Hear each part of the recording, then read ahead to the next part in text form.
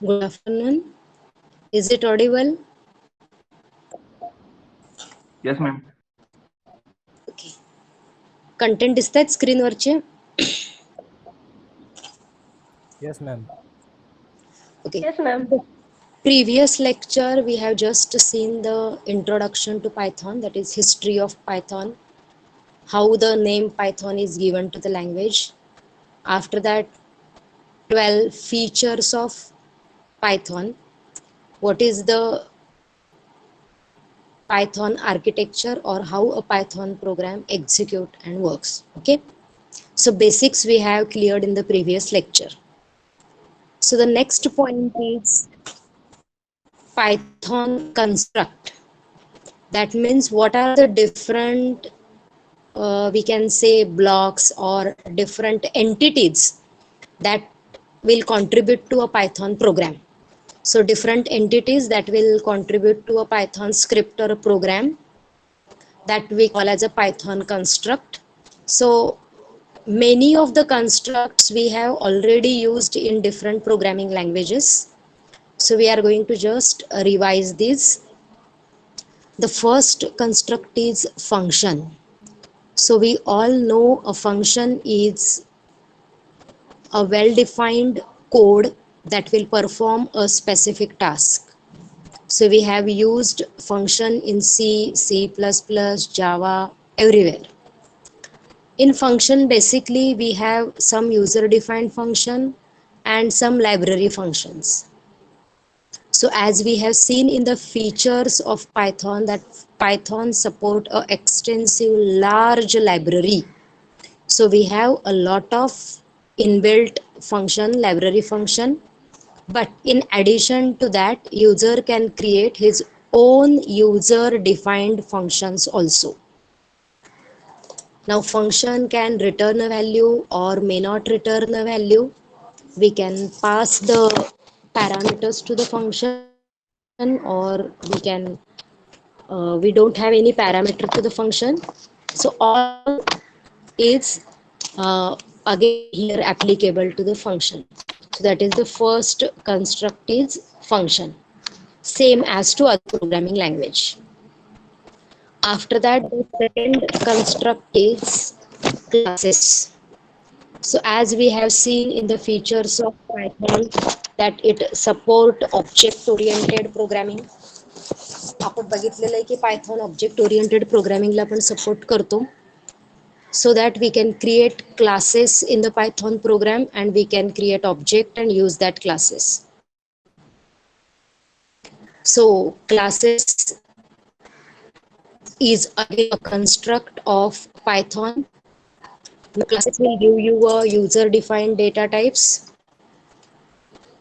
Again, classes will be declared defined, and the objects, that is the real world entities, will be created for the classes, and object will invoke the properties of classes, same as other programming languages. After that, the third construct is module. Now if you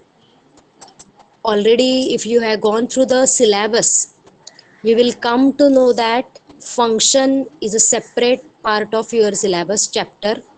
Classes is again one chapter. Module is part of chapter. So each of these Python construct will actually design your complete syllabus. म्हणजे हे जे construct तुम्ही जर सिलेबसमध्ये checkout केले तर हे construct म्हणजेच तुमचे चॅप्टर्स आहेत. सो त्याचं जे काही डिटेलिंग आहे ते त्याच्या इंडिव्हिज्युअल चॅप्टरमध्ये होईल. आपण इथं फक्त त्याचं मिनिंग काय आहे आणि ते कशासाठी यूज करणार आहे एवढं फक्त बेसिक वरवरचं जे आहे तेवढं बघितलेलं आहे. Other parts all the small bit details of all these construct will be covered in the respective chapters. Then the third construct is module. Now module is nothing but it is a collection of related classes and function. So a different user defined classes we can collect under one name called as a module. So we have mathematical calculation collected in a module, or all the string manipulation functions classes collected under one module. Now again we have a user defined module also, and inbuilt Python itself number of modules. Python पण inbuilt modules आहेत आणि user requirement प्रमाणे तुम्ही स्वतःचे user defined module सुद्धा create करू शकता. So module is collection of classes function. Now the next concept is package. Is a word you have already studied in Java. Java already तुम्ही package construct बघितलेला होता. The package is nothing but it is collection of related modules. म्हणजे बघा, these are dependent on one another. Module is collection of classes function, and when you collect these number of modules under one head, that will be called as a package. Again we have user defined packages, and Python itself has the packages that we can import. जसं जावामध्ये पण आपण package बघितलं आणि import कीवर्डने आपण ते package import केले होते. So same पायथॉनमध्ये पण अवेलेबल आहे. त्याचे स्वतःचे इनबिल्ट पॅकेजेस पण आहेत आणि user can create his on user defined packages also. So again I am repeating, module is collection of classes and function. Now such different related modules can be collected under one head called as a package. Now the package can be user defined package or a built-in package. We can add this package to our program by using the import keyword, same as importing in a Java. Is there any problem in these four construct? No, ma'am. So, okay. Again I am saying that now these all construct will design your chapters in the syllabus. So I am not going into all the details of these construct in the first chapter. As we continue from the second chapter, we will have a detailed study about all these constructs. So normally when there was an offline exam, this was just 2 marks question. So list out the construct or what is the meaning of that particular construct. Okay. Now the next construct is list. So list is nothing but collection of values. Now these collection of values are comma separated. Now list is nothing but comma separated values collected under a single name. The brackets used for the list are square bracket. So we can give a specific name to the list and then equal to, and in square bracket we can collect the number of values there. Now one freedom is that the types of values can be same or can be different. Unlike array मध्ये आपण काय करतो, same data type collect करतो. तसं इथं तसं करायची गरज नाहीये. So list can be a collection of same data type values or different. म्हणजे एक स्ट्रिंग असेल, एक नंबर असेल, एक पॉइंट व्हॅल्यू असेल, एक बायनरी असेल, असे नंबर ऑफ डिफरंट व्हॅल्यूज आपण एका लिस्टच्या अंडर कलेक्ट करू शकतो. सो एक्झाम्पल दिलेलं आहे बघा. Life, these all the values of life list are string values. Then rt, here all the values are integer values 1 comma 2 comma 3. Now the how to access the values in a list, similar to array, each value have a specific index start at position 0. So the index of first element is 0 and up to ... So you can add any number of members to the list. So a specific member of the list will be accessed using index, and the index of first value is 0. So in the example it is given person is a list in which we have collected two values. First name is a string and 21 is a number. And if I use a statement print to print a particular value, so if I write print in bracket person, it is the name of the list and the index 1. So it will print value 21 as the output. So this list, details of list will be in the chapter 3. So we have all details the list there. Now the next construct is tuple. It is same as list. The major changes, the values in the list are editable. So we can change or edit the values in the list. List मधली एखादी value आहे आपण modify करू शकतो, edit करू शकतो. So the list is editable. That is normally we know call this as a mutable.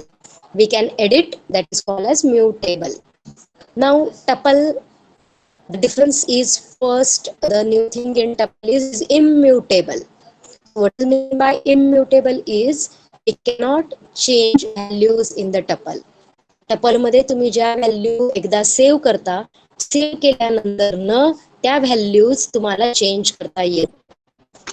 म्हणजे for example specific इंडेक्सला तुम्ही व्हॅल्यू 3 सेव्ह केली तर त्या 3चं तुम्ही 305 चेंज करू शकत नाही.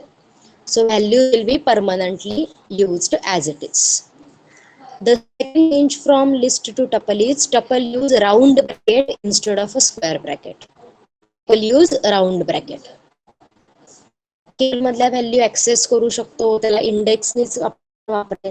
फक्त एवढाच फरक आहे की त्यातल्या ज्या व्हॅल्यूज आहेत त्या आपल्याला चेंज करता येत नाहीत. म्हणजे एक्झाम्पल दिलंय बघा, pizza.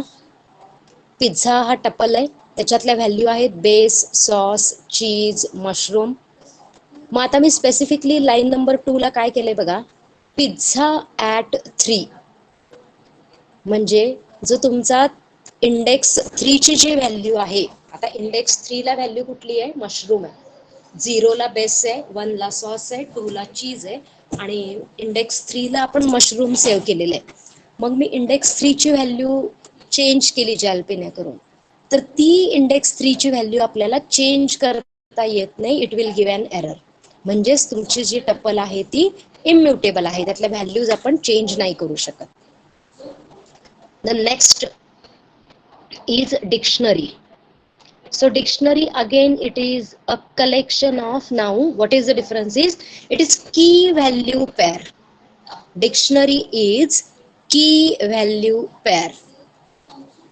Now the key values pair are stored in curly brackets and your key and value is separated by a colon, and two key value pairs are separated by comma. I am repeating again. Dictionary is a collection of key value pair. Dictionary काय आहे, की value पेअरचं collection आहे. सगळ्या dictionary मधल्या value ज्या आहेत त्या आपण कर्ली ब्रॅकेटच्या आतमध्ये लिहितो. So curly bracket open up to curly bracket end. Now writing one key value pair is, left साइडला आपल्याकडे की असेल, then we write a colon and we can give the value. आणि अशा दोन की व्हॅल्यू पेअर जर आपल्याला separate out करायचे असतील, we will use a comma. So key can be string, key can be numeric. Dictionary आहे, त्याच्यामध्ये पहिली की दिली आहे नेम. नेमची व्हॅल्यू आहे ABC. त्यानंतर सेकंड की आहे एज आणि त्याची व्हॅल्यू आहे 21. म्हणजे नेम ABC हे जे पेअर आहे ह्याच्यातलं की आणि व्हॅल्यू सेपरेट करायला आपण कोलन यूज केलाय. Now there are two key value pairs, name and age. Now these name and age are separated by comma. It is not compulsory that the keys should be string. Keys ज्या आहेत या numeric असू शकतात किंवा string असू शकतात, आपल्याकडे कुठलंही कंपल्शन नाहीये. आणि जर डिक्शनरीची एखादी पर्टिक्युलर व्हॅल्यू आपल्याला प्रिंट करायची असेल, इट विल बी ॲक्सेस्ड युझिंग की. म्हणजे आपण ती जर स्पेसिफिक की लिहिली तर त्या कीची ती पर्टिक्युलर व्हॅल्यू जी आहे ही आपण काय करतो, प्रिंट करतो. म्हणजे आता स्टुडंट ब्रॅकेटमध्ये एज जर लिहिलं तर त्या पर्टिक्युलर डिक्शनरी मधलं एजची व्हॅल्यू जी 21 आहे ती तुम्हाला आउटपुटमध्ये डिस्प्ले होईल. फक्त एवढंच आहे की डिक्शनरी मधल्या ज्या कीज आहेत या युनिक येणार आहेत. म्हणजे एकच की तुम्ही 2 वेळा रिपीट नाही करू शकत. म्हणजे नेम, एज ह्या ज्या की आहेत तर एका डिक्शनरीमध्ये एक की एकदाच वापरू शकतो. So the keys cannot be repeated. Values may be repeated, but keys are not repeated in a single dictionary. So is it clear? List, tuple, dictionary, at least the basic meanings of these three construct, because the details we have in the corresponding chapters. So is there any problem in list, tuple, dictionary? If you have any problem, you can ask. Otherwise we'll go for the next. ह्या 3 मध्ये काही problem आहे कोणाला? No, ma'am. Okay. The last construct remaining is comments and document string. So as a regular practice in all programming language, we should have the comments. Normally comments are used for documentation purpose. आपण काय करतो, documentation प्रोग्रामिंगचं जर आपल्याला करायचं असेल तर आपण comments use करतो. तर कमेंट यूज करण्यासाठी इथं दिलेलं आहे, सिंगल लाईन कमेंट आहेत आणि मल्टी लाईन कमेंट आहेत. If I have to give a single line comment, I will use hash. Hash लिहून त्याच्यापुढे तुम्ही जे पण लिहाल एका सिंगल लाईन मध्ये, that will be treated as a single line command, sorry single line comment. Now if I have to write a multiple line comment, I will use 3 times double quote. जो double कोटचा symbol आहे तो 3 वेळा continuously वापरलाय बघा. To start the comment and where you have to stop the comment, again give the 3 times double quote. जे double कोटचा जो सिम्बॉल आहे तो 3 वेळा स्टार्टिंगला आणि 3 वेळा एंडिंगला जर दिला तर ते कम्प्लीट पॅरेग्राफ जो असेल that will B treated like a comment. So comment is single line comment आणि multi line comment. So these are the different constructs of Python program.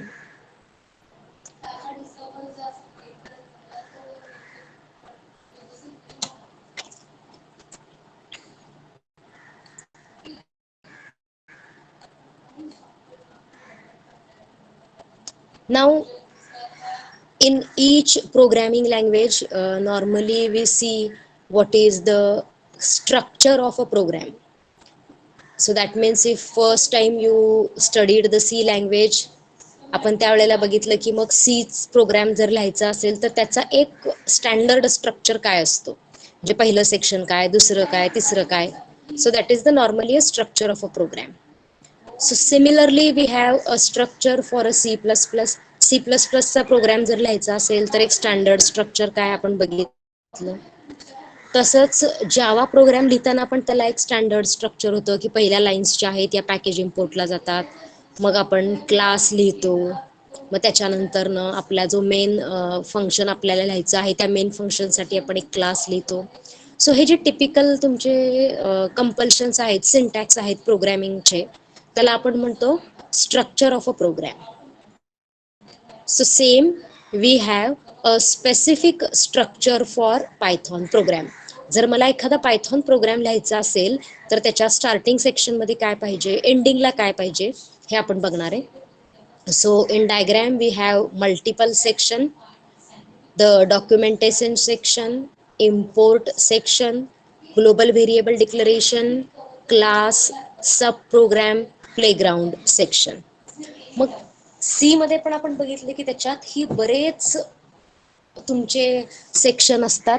त्यातलं आपण काय बघितलं होतं की इन्क्लूड सेक्शन लिहितो आणि आपण एक मेन प्रोग्राम, इन्क्लूड सेक्शन आणि तुमचे मेन प्रोग्राम हे दोन पार्ट जे होते एवढे जरी आपण लिहिले तरी तुमचा सी प्रोग्राम रन होतो. म्हणजे जेवढे काही तुम्हाला सेक्शन दिलेले आहेत, all sections are not compulsory. So we can make a combination of section to run a program. But at least one section of a program is compulsory. म्हणजे प्रत्येक programming स्ट्रक्चरमध्ये ॲटलिस्ट एक तरी सेक्शन जो असतो तो कंपल्सरी असतो, कारण त्याशिवाय तुमचा प्रोग्राम रन होणार नाही.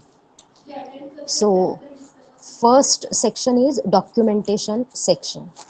Now first section documentation, that means we can give the what is the aim of a program, who has written the program. जे प्रोग्राम रिलेटेड जी इन्फॉर्मेशन आपण लिहितो, प्रोग्रामचा ऑथर असतो, प्रोग्रामचं नाव असतं, what is the aim of a program, so that means comment. So all we can write in a documentation section. Second section is import statement. Now whenever we use the modules packages, we should import that specific package into the program. So for that we require the import statement. म्हणजे ते जर specific package आपण वापरणार असेल तर आपल्याला import स्टेटमेंटची गरज असेल. If I am not going to use any packages, there will not be any need of a import statement. Then global declaration section. So global declaration section is nothing but we are using the global variables that are the common to all program. प्रोग्राम मधल्या प्रत्येक कन्स्ट्रक्टसाठी जे common variable असतं त्याला आपण global variable म्हणतो. So that global variable we can declare in this global declaration section. Then the fourth section is class section. If we are going to implement the object oriented programming using Python, we will declare a class in this section. If we are not going to use the object oriented paradigms in your program, the class section is omitted. In the class section, the first part will be the data members. म्हणजे तुमचे जे काही क्लासचे data member declaration असेल ते येईल. And after that there will be a member function declaration.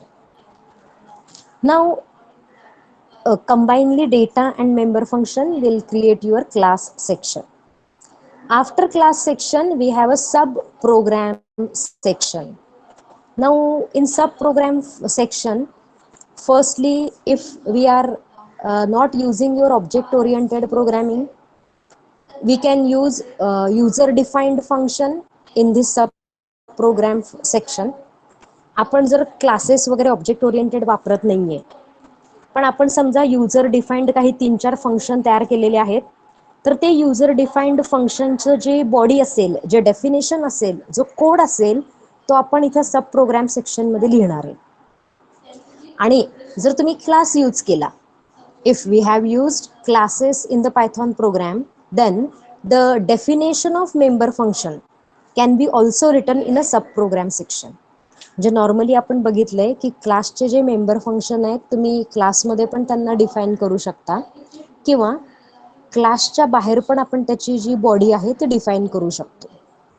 जर आपल्याला युजर डिफाईन्ड फंक्शन वापरायचं असेल तर त्याची बॉडी येते सब प्रोग्राम सेक्शनमध्ये, किंवा तुम्ही क्लासचे जे मेंबर फंक्शन आहेत त्याची बॉडी तुम्हाला प्रोग्रामच्या बाहेर क्लासच्या बाहेर जर लिहायची असेल तर ती सुद्धा तुम्ही सब प्रोग्राम सेक्शनमध्ये लिहू शकता. Now see, documentation, import, global declaration, class, subprogram. All these sections are optional. तुम्ही हे सगळे सेक्शन वापरायला पाहिजेत असं कंपल्शन नाहीये. तुमची जी रिक्वायरमेंट असेल त्याप्रमाणे यातलं एखादं सेक्शन तुमचं यूजमध्ये येईल. पण मला यातलं काहीच लिहायचं नाहीये, मला स्क्रीनवर फक्त हॅलो प्रिंट करायचं एवढंच जर काम असेल तर तुम्हाला हे कुठलंच सेक्शन वापरायची गरज नाहीये. मला फक्त एक स्टेटमेंट लागणार आहे मेसेज प्रिंट करायला, आणि ते स्टेटमेंट जे आहे हे सगळ्यात खाली एक सेक्शन आहे जो कंपल्सरी आहे, that is non as a playground section, म्हणजे जिथून तुमचा प्रोग्राम ऍक्च्युअली एक्झिक्यूट व्हायला सुरुवात होते, that is non as a playground section. किंवा तुमच्या सीच्या प्रोग्रॅमिंग लँग्वेजच्या ह्याच्यात जर बोलायचं झालं तर मेन फंक्शन. जसं सी मध्ये काही नाही लिहिलं तरी चालतं, पण मेन पाहिजे. C++ मध्ये पण काही नाही लिहिलं तरी मेन पाहिजे. जावामध्ये पण पब्लिक स्टॅटिक व्हॉइड मेन पाहिजे, का तर एक्झिक्युशन तिथून चालू होतं. तसं पायथॉन प्रोग्राममध्ये तुम्ही वरचे कुठलेही सेक्शन लिहू नका. तुम्हाला कमीत कमी नुसतं प्रिंट हॅलो जरी करायचं असलं तरी तुम्हाला एक सेक्शन कंपल्सरी आहे, तो म्हणजे playground section. Because the program execution start from playground section and this is the compulsory section. Is it clear the structure of Python program? कुणाला कुठल्या सेक्शन बद्दल जर प्रॉब्लेम असेल you can ask.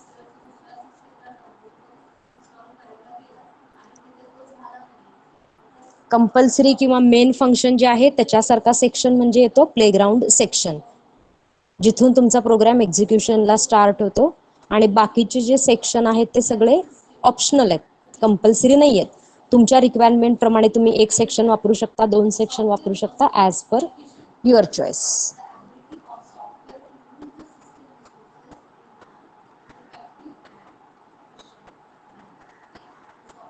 आता हे जे सगळे सेक्शन होते ना तुम्हाला डायग्राममध्ये दाखवलेले, ते सगळे सेक्शन वापरून एक सॅम्पल प्रोग्राम खाली दाखवलेला आहे. आता तुम्हाला ऍक्च्युअल ह्या प्रोग्राम मधले स्टेटमेंट मे बी कळणार नाहीत, कारण आपण ऍक्च्युअल प्रोग्रामिंग लँग्वेज अजून चालू केलेली नाहीये. जस्ट एक आयडिया यावी म्हणून तुम्हाला हे दिलेलं आहे. कुठेही आपण लाईन ड्रॉ करून किंवा रेक्टँगल करून प्रोग्रामचे सेक्शन करत नाही. त्याच्या बाउंड्रीज ज्या आहेत ह्या लॉजिकल असतात. जरी आपण डायग्राम मध्ये त्याला रेक्टँग्युलर मॅनर मध्ये दाखवलंय की हे ग्लोबल डिक्लरेशन आहे, हे इम्पोर्ट आहे, पण आपण ऍक्च्युअल प्रोग्राम करताना कुठेही तसं रेक्टँग्युलर मार्किंग वगैरे करत नाही. त्याच्या ज्या बाउंड्रीज आहेत सेक्शनच्या ह्या लॉजिकल असतात प्युअरली. फर्स्ट लाईन बघा, hash Python program structure, calculate area and circumference of circle using class. म्हणजे त्यांनी त्या प्रोग्रामचं एम काय आहे ते वर लिहिलेलं आहे कमेंटमध्ये, म्हणून हे झाला डॉक्युमेंटेशन सेक्शन. त्याच्यानंतर काय केलंय बघा, इम्पोर्ट मॅथ केलंय, म्हणजे मॅथ नावाचं जे मॉड्यूल आहे, पॅकेज आहे, ते त्यांनी इम्पोर्ट केलेलं आहे, म्हणून ती इम्पोर्ट स्टेटमेंट झाली. त्याच्यानंतर एक ग्लोबल व्हेरिएबल वापरलंय रेडियस नावाचं, radius equal to 5. So it is a global declaration झालं. त्यानंतर बघा क्लास डिफाईन केलाय, क्लास कीवर्ड आहे आणि क्लासचं नाव आहे सर्कल. लेक्चर किती वाजता असतं तुम्हाला ऑलरेडी टाइम टेबल वगैरे सगळं दिलेलं आहे. तुम्ही लेक्चर अर्ध संपत आल्यानंतर जर जॉईन करायला लागलात तर कसं होणार आहे. सो इम्पोर्ट सेक्शन केलं, त्याच्यानंतर ग्लोबल व्हेरिएबल डिक्लेअर केले. आफ्टर दॅट क्लास डिक्लेअर केला. So class keyword, the name of the class is circle. मग त्याच्यामध्ये काय केलेत बघा, 3 फक्त फंक्शनच वापरलेत, मेंबर फंक्शन 3 वापरलेत क्लासमध्ये, get area, get circumference, show radius. आता सिंटॅक्टिकली तुम्ही जाऊ नका, कारण सिंटॅक्स आपले काही झाले नाहीत त्यामुळे ते कळणार नाहीत. फक्त आपण एक सॅम्पल एक्झाम्पल बघतोय. तर इथं आपण काय केलंय, क्लास डिक्लेअर केलाय, under that we have 3 member function. मग now this is your class section. त्याच्यानंतर ना बघा आपण एक सेपरेट हे केलेलं आहे, फंक्शन लिहिलेला आहे, जो तुमच्या क्लासचा पार्ट नाहीये. की शो रेडियस नावाचं आपण काय केलेलं आहे, एक फंक्शन लिहिलंय जे युजर डिफाईन्ड फंक्शन आहे. गेट एरिया आणि गेट सर्कम्फरन्स हे फंक्शन जे आहेत हे क्लास मेंबर फंक्शन आहेत. त्यानंतर मी काय केलंय, एक सब प्रोग्राम सेक्शन म्हणजे युजर डिफाईन्ड फंक्शन लिहिलाय शो रेडियस नावाचा. So it is sub program section. मग त्याच्यानंतर काय आला तुमचा ऍक्च्युअल मेन फंक्शनचा पार्ट, म्हणजे तुमचा प्लेग्राऊंड सेक्शन, की जो कंपल्सरी आहे आणि प्रोग्रामचं एक्झिक्युशन तिथून स्टार्ट होतं. तर तिथं काय केलंय बघा, शो रेडियसला कॉल केलेलं आहे फंक्शनला. त्याच्यानंतर न काय केलेलं आहे, सर्कल या क्लासचा ऑब्जेक्ट तयार केलेला आहे.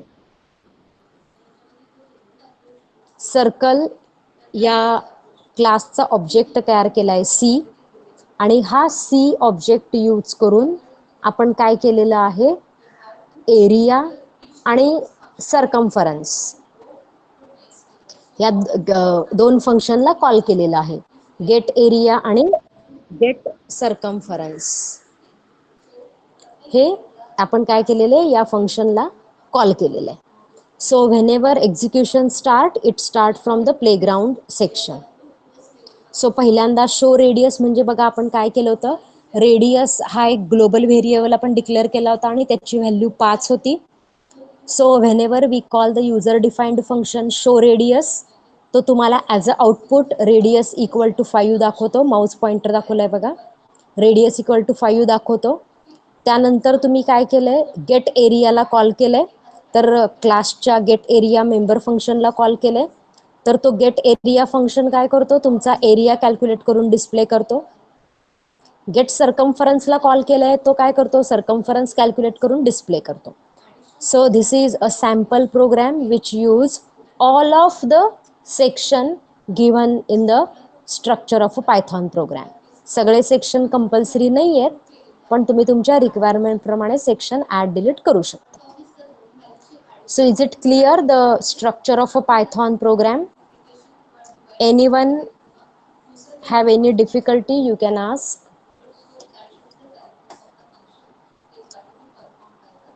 पायथॉनच्या जो स्ट्रक्चर आहे प्रोग्रामचा, त्याच्यात जर कोणाला काही प्रॉब्लेम असेल तर विचारू शकता. आता सध्या तुमचा मेजर प्रॉब्लेम काय, तर तुम्हाला इथे दिलेले सिंटॅक्स कळत नसतील. That is quite natural. आपल्याला जो सिंटॅक्स आहे तो कधी कळणार आहे, जेव्हा आपण इंडिव्हिज्युअल प्रोग्रामिंगला चालू करणार आहे. आता सध्या फक्त काय, तर हे जे आपण तुमचे सेक्शन बघितले, या प्रत्येक सेक्शनचं मिनिंग काय आहे एवढं जरी तुमच्या लक्षात आलं तरी सफिशियंट आहे. Is there any problem in a structure of Python program? No, ma'am. Okay, so we will go further.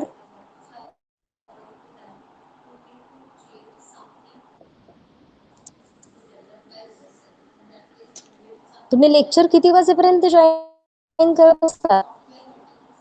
Lecture चालू झालं की एंड होईपर्यंत जॉईन करायचं का?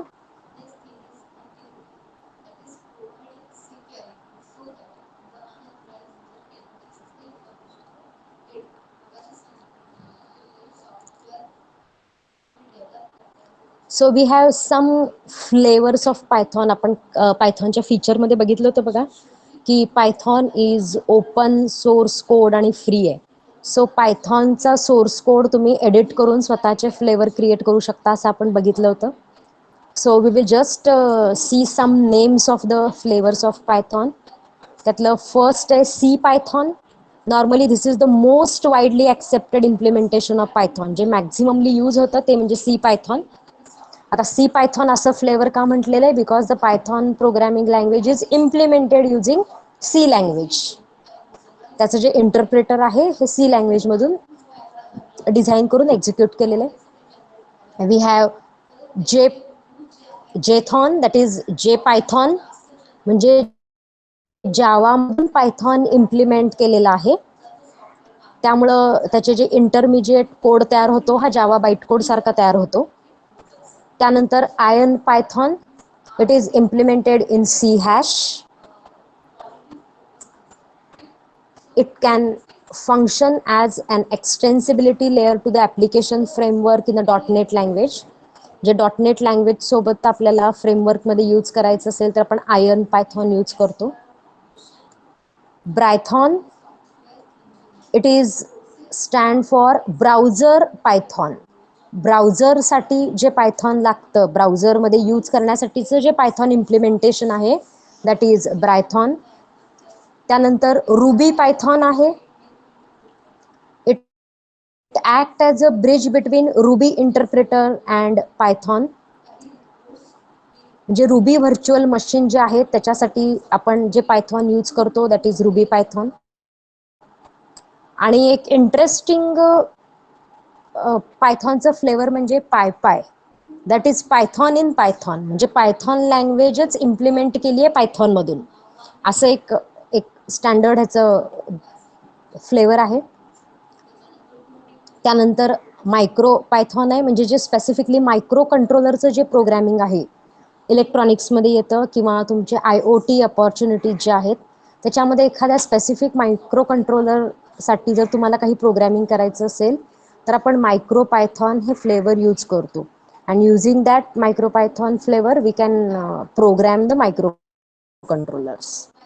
आपल्याला हे फक्त एक नावं माहिती असावीत म्हणून तुम्हाला हे फ्लेवर्स ऑफ पायथॉन सांगितलेले. त्यानंतर पायथॉन प्रोग्रॅम जे आहे आपण त्याचं जे सोर्स कोड आहे, सोर्स फाईल आहे, त्याचं एक्सटेन्शन असणार आहे .py, दॅट इज .py. त्यानंतर जो तुमचा कंपाइल्ड बाईट कोड असतो त्याचं एक्सटेन्शन आहे .pyc. त्यानंतर विंडोजची DLL फाईल जर असेल पायथॉनची त्याचं एक्सटेन्शन येतं pyd.pyd. त्यानंतर ऑप्टिमायझेशननी एखादी फाईल जर क्रिएट झाली that is .pyo.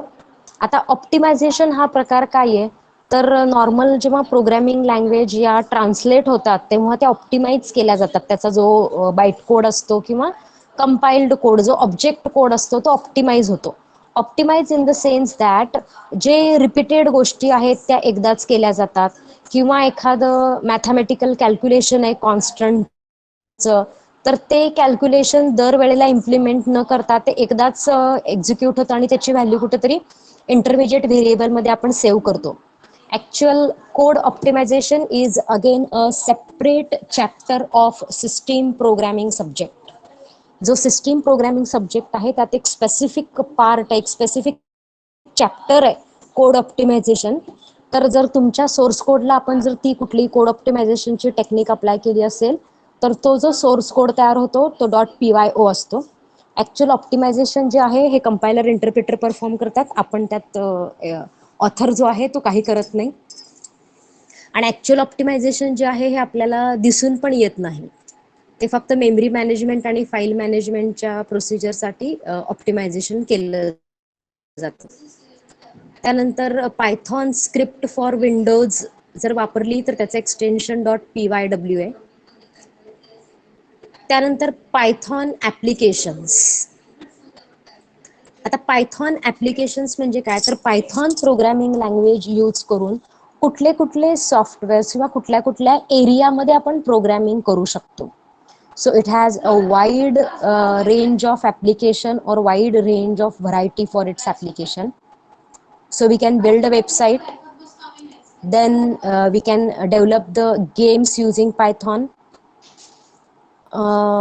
Face detection, colour detection असे जर आपल्याला काही कुठल्या प्रोग्रॅमिंगमध्ये लागणार असेल तर आपण ते पायथॉन थ्रू करू शकतो. Machine learning nowadays interesting area of computer science.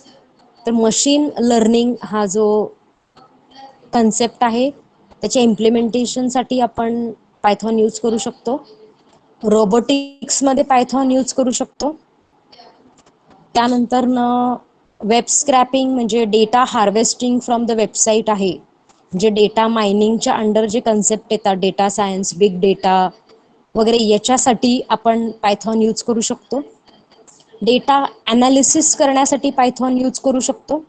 आता नॉर्मली डेटा ॲनालिसिस म्हणजे बघा सर्च इंजिनमध्ये आपण एखाद्या कीवर्डने वगैरे सर्च केलं तर त्याच्याकडचा जो डेटाबेस असतो तो सगळा ॲनालाइज करून आपल्या रिलेटेड जे टॉपिक्स आहेत सर्च केल्यानंतरचे त्या लिंक आपल्याला अवेलेबल होतात. दॅट इज डेटा ॲनालिसिस, म्हणजे सर्च इंजिनमध्ये आपण वापरू शकतो. किंवा असलेल्या भरपूर डेटामधून एखादं कन्क्लुजन आपल्याला काढायचं असेल तर ते कन्क्लुजन काढण्यासाठी पण आपण डेटा ॲनालिसिस यूज करतो. तर पायथॉनमध्ये सेपरेटली या डेटा सायन्ससाठी पॅकेजेस अवेलेबल आहेत. Then automate web browser. आता ॲक्च्युअल तुमचं सॉफ्टवेअर टेस्टिंग झालेलं आहे तर त्याच्यामध्ये तुम्ही ॲटोमेशन टेस्टिंग बघितलं असेल, म्हणजे ॲटोमेशन ज्या वेळेला होतं त्यावेळेला त्याच्या प्रोसिजर असतात हे ॲटोमॅटिकली एक्झिक्यूट होत जातात. ॲटोमेशन टेस्टिंग आपण म्हणतो ते QTP किंवा सेलेनियम असे टूल्स तुम्ही रन करून बघितले असतील.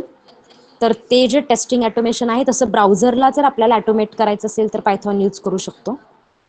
स्क्रिप्टिंगसाठी वापरू शकतो. आपण बघितलं की server side scripting if you have to perform Python will be helpful. Then scientific computing आहे, research area, data science, medical फील्डसाठी जे अगदी स्मॉल अँड स्मॉल प्रिसिजनसाठीचं जे मॅथमॅटिकल सायंटिफिक कॅल्क्युलेशन लागतं, की म्हणजे एखादं पॉईंट नंतरनं 4 व्हॅल्यूज 5 व्हॅल्यूज इथपर्यंत जे आपल्याला ॲक्युरसी लागते डेटाची सायंटिफिक कॅल्क्युलेशनला किंवा मेडिकल फील्डसाठी, तर त्यासाठी आपण पायथॉन यूज करू शकतो. आणि build artificial intelligence, we can build the artificial intelligence using Python. So these are some areas of Python applications. Normally हे पायथॉन ॲप्लिकेशन वगैरे आपल्याला MCQ मध्ये लिस्ट आउट केले असतात, and we have to select which is a Python application and which is not a Python application. अशा प्रकारचे question तुम्हाला या पायथॉन ॲप्लिकेशनवर मिळू शकतात.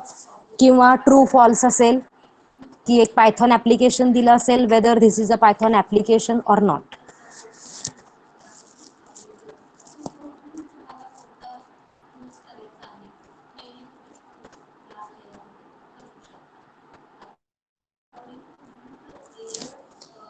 Now the next is advantages and disadvantage of Python programming language. Now already we have seen the advantages, म्हणजे आपण पायथॉनचे जे features किंवा प्रॉपर्टीज म्हणून बघितलेले आहेत, तर तेच feature itself are advantages of Python. These features are itself the advantages of Python. So we will just repeat the advantages, and wherever we get a new concept we will discuss. Otherwise we will just revise the names of the advantages. First advantage is extensive library. Now we have seen that Python provide a large or a standard set of library, that is the inbuilt functions or predefined functions, predefined libraries. Now the extendable and embeddable, both are the features of Python. Python can be extended to other language.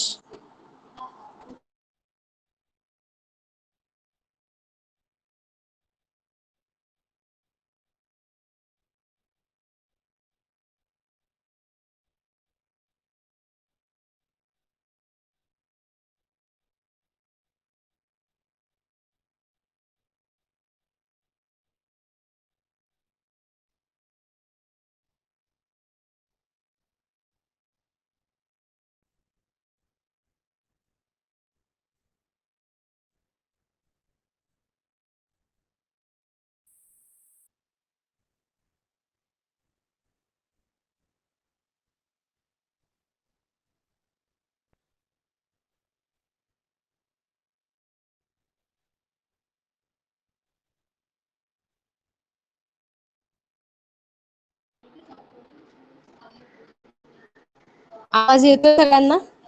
Network इश्यूमुळे miss झाली होती. Is it audible to all? Yes, ma'am. So Python can be embedded in another programming language also, and other programming language code can be inserted in the Python also. Then improved productivity, so it gives more productivity for the Python. Then IoT, Internet of Things, so IoT applications can be developed using Python, that is the advantage. The Python language is simple and easy. So we have seen in the feature that Python language is easy to read and easy to interpret, easy to write also, and easy to understand. Then readable, that means we are using a specific spacing. So by just reading a program, we can guess what is the program going to do. Code जरी आपण फक्त read केला तर programme कशासाठी लिहिलाय किंवा कुठल्या स्टेटमेंटनी काय execute होत असेल हे आपण अंडरस्टँड करू शकतो. Then object oriented, it support all the features of object oriented programming language. Then the source code is free to download. The source code is open source code. That means we can download the source code and we can make changes and create own flavors. Again, portable, platform independent आहे. हाच same पायथॉनचा code तुमचा Windows operating सिस्टीमला run होतो आणि तसाच तुमचा code even लिनक्सवरून पण तुम्ही पायथॉनसाठी एक्झिक्यूट होऊ शकतो. म्हणजे पायथॉन तुम्ही विंडोजवर पण इन्स्टॉल करू शकता, लिनक्सवर पण करू शकता. That is portability. And lastly it is a interpreted language against your compiled language. Debugging is more easier in a interpreted language. So these are some advantages. If you check out, all the feature itself are the advantages. Now, as it has much more advantages, there are some limitations also. असे बरेचसे limitations आहेत की Python मधून आपल्याला काय करता येत नाही. तर सगळ्यात पहिलं काय आहे, तर compiled languages are having more speed than the interpreted language. ज्या लँग्वेज कंपाइल्ड लँग्वेजेस असतात त्याचा स्पीड हा एक्झिक्युशनचा जास्त असतो आणि ज्या लँग्वेजेस इंटरप्रिटेड असतात that don't have the more speed. So that is the speed limitation is the first disadvantages of Python as it is an interpreted language. But we are saying that as we have a lot of advantages, we can sacrifice the speed limitation. So all other advantages overcome this disadvantage. Second drawback काय आहे? If I have to use in a mobile computing, म्हणजे mobile application development करायचं असेल किंवा browser applications असतील मोबाईलचे, म्हणजे mobile browser असेल तर आपल्याला पायथॉन प्रोग्रॅमिंग लँग्वेज ही वीक आहे. सो तेवढे पॉवरफुल ॲप्लिकेशन्स आपण पायथॉन यूज करून डेव्हलप नाही करू शकत. आणि तिसरं रिस्ट्रिक्शन आहे design restriction, the third drawback. So as Python is dynamically typed, म्हणजेच काय म्हटलं होतं आपण, we don't need to declare the data type of a variable. So some runtime errors or problem can be caused due to this feature of a Python. So that is the design restriction drawback. Then under developed database access layer, म्हणजे JDBC ODBC आपण compare जर केलं जावाचं, तर पायथॉनची database ॲक्सेसिंग जे आहे, access layer आहे ते अजूनही अंडर डेव्हलप्ड आहे. म्हणजे जावा जेवढं fluently JDBC ODBC through database connectivity provide करतो, डेटाबेस प्रोग्रॅमिंग जेवढं सुपिरियर आहे युझिंग जावा, तेवढं पायथॉन मध्ये थोडेसे प्रॉब्लेम क्रिएट होतात. It is because under development, it is not completely develop. Then the next drawback is simple. Its simplicity can be a problem of Python. So म्हणजे आता इथं सिंटॅक्सचे जे बरेच लिमिटेशन्स आहेत ते आपण रिमूव्ह केलेले आहेत. त्यामुळे एखाद्याला जावा माहित नाही पण तो जर पायथॉन प्रोग्रॅमिंग करत असेल आणि पायथॉनमध्ये सिंटॅक्सचे तुमचे बॅरियर्स खूप कमी आहेत, कंपल्शन खूप कमी आहेत, त्यामुळे तुम्हाला जर जावा प्रोग्राम लिहायला सांगितला it will be a more difficult task to you. कारण तुम्ही काय केलंय, मोर फ्री वातावरण, मोर फ्री एन्व्हायरमेंटमध्ये प्रोग्राम एडिटिंग टायपिंग केलेलं आहे आणि अशा फ्री एन्व्हायरमेंट मधून तुम्हाला सिंटॅक्स कंपल्शनचं जे बाइंडिंग आहे त्याच्या थ्रू जर प्रोग्रॅमिंग करायचं म्हटलं तर ते थोडं हार्ड जातं. सो तुम्हाला जावा येत असताना पायथॉन करणं इझी आहे, पण फक्त पायथॉन येत असताना तुम्ही जर जावाकडे जायला गेला तर त्याचे जे बाइंडिंग आहेत, सिंटॅक्सचे जे कंपल्शन आहेत ते तुम्हाला थोडेसे प्रॉब्लेमॅटिक ठरू शकतात. So these are the advantages and disadvantages. So is there any problem in advantages, disadvantages?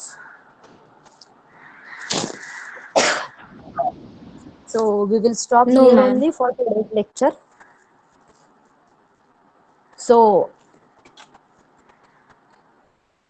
after tomorrow's lecture we will complete the half chapter of the or half portion of a first chapter, that is the basic of Python. So I will post that notes on your classroom, and after tomorrow's lecture we will starting with the actual programming, that means the variable, keywords and all the construct of your programming languages. So the theoretical part will be over in the next lecture. Okay, so we will stop here. If you have any problem you can ask.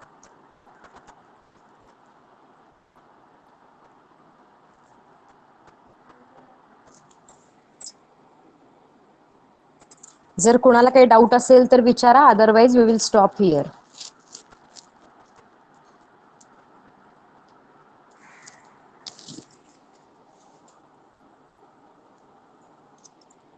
Is there any problem? No, ma'am. Then okay, you can leave the meeting. Okay, thank you.